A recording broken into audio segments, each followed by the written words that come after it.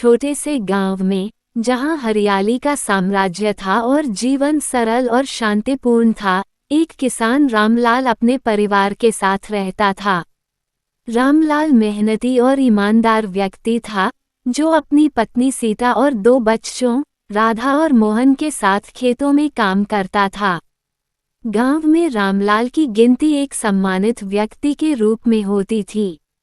वो हमेशा दूसरों की मदद के लिए तैयार रहता था। एक दिन गांव में एक अजनबी आया। उसने फटे पुराने कपड़े पहन रखे थे और उसकी आंखों में एक गहरी उदासी थी। गांव वालों ने उसे देखा, परंतु किसी ने उसकी ओर ध्यान नहीं दिया। रामलाल ने जब उस अजनबी को देखा, तो उसने उसे अपने घर आने का निमंत्रण दिया।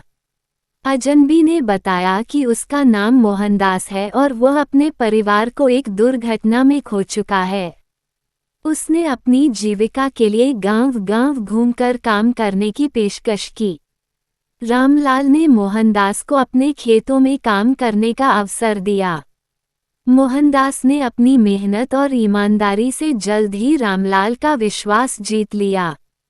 सीता ने भी उसे अपने परिवार का हिस्सा मान लिया और बच्चों ने उसे चाचा कहना शुरू कर दिया।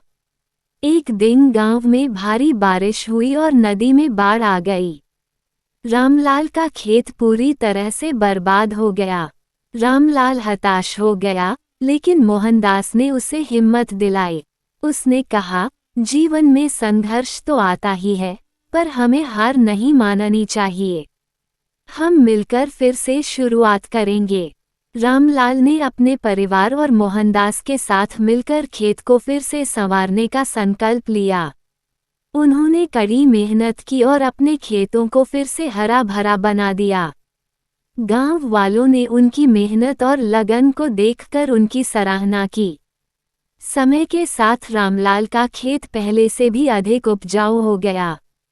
मोहनदास ने रामलाल के परिवार को अपनी मान लिया और गांव में एक नया जीवन शुरू किया।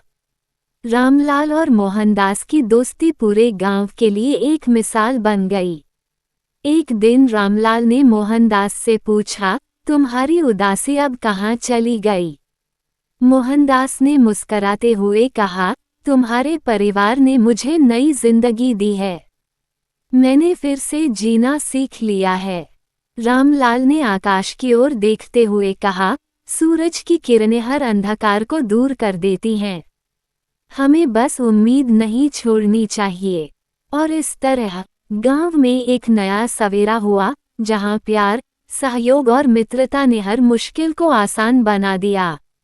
ये कहानी हमें ये सिखाती है कि जीवन में चाहे कितनी भी कठिनाइयां क्यों न आए, हमें हमेशा उम्मीद और हिम्मत बनाए रखनी चाहिए।